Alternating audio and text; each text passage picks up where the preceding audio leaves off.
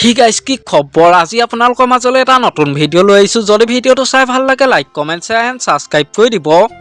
আজি মই আপোনালোকৰ মাজলৈ লৈ আহিছোঁ বৰ্তমান ৰং চেনেলত সম্প্ৰচাৰিত হৈ থকা ৰ'দৰ ফুল ধাৰাবাহিকখনত প্ৰিয়ংকাৰ চৰিত্ৰত অভিনয় কৰা অভিনেত্ৰীগৰাকীৰ প্ৰকৃত পৰিচয়, তেওঁ ঘৰ ক'ত, তেওঁ কাৰ লগত বিবাহপাশত আবদ্ধ হৈছে, এই সকলোবোৰ জানিব পাৰিব আজি এই ভিডিঅ'টোৰ জৰিয়তে। গতিকে ভিডিঅ'টো শেষলৈকে চাই থাকিব। বলকচোন ভিডিঅ'টো দেৰি নকৰি আৰম্ভ কৰোঁ। বৰ্তমান ৰং চেনেলত সম্প্ৰচাৰিত হৈ থকা ৰ'দৰ ফুল ধাৰাবাহিকখনত প্ৰিয়ংকাৰ প্ৰকৃত নাম হৈছে শ্যামলিমা দাস। শ্যামলিমা দাসৰ ঘৰ হৈছে উত্তৰ গুৱাহাটী দৰং জিলাত।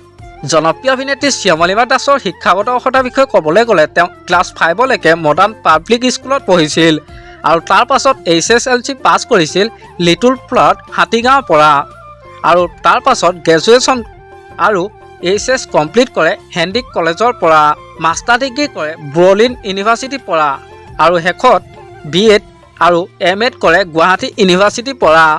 জনপ্ৰিয় অভিনেত্ৰী শ্যামলিমা দাসৰ পৰিয়ালৰ বিষয়ে ক'বলৈ গ'লে তেওঁৰ পৰিয়ালত মাক দেউতাক আৰু এজন ভায়েক আছে।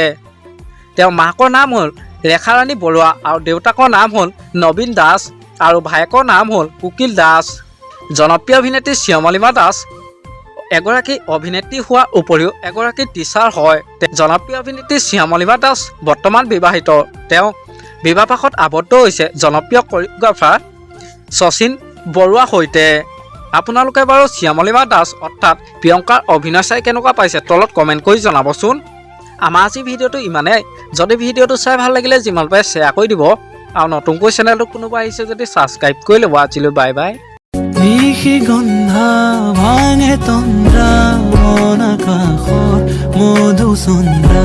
নিশি গন্ধা ভাঙে তন্দ্ৰা মন আকাশত মধুচন্দ্ৰা।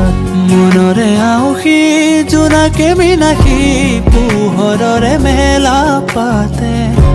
মনৰে পদূলি উদুলি মুদুলি মন ভৰে উলাহতে।